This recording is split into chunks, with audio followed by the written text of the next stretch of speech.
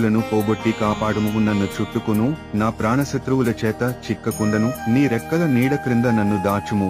వారు తమ హృదయమును కఠినపరుచుకుని ఉన్నారు, వారి నోరు గర్వముగా మాటలాడును.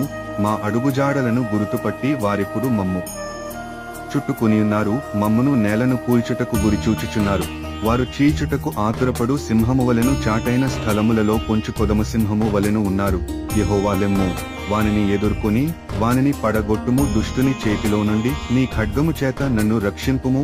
లోకుల చేతిలో నుండి, ఈ జీవిత కాలములోనే తమ పాలు పొందిన ఈ లోకుల చేతిలో నుండి నీ హస్తబలము చేత నన్ను రక్షింపుము. నీవు నీ దానములతో వారి కడుపు నింపుచున్నావు. వారు కుమారులు కలిగి తృప్తి నొందుదురు, తమ ఆస్తిని తమ పిల్లలకు విడిచిపెట్టుదురు.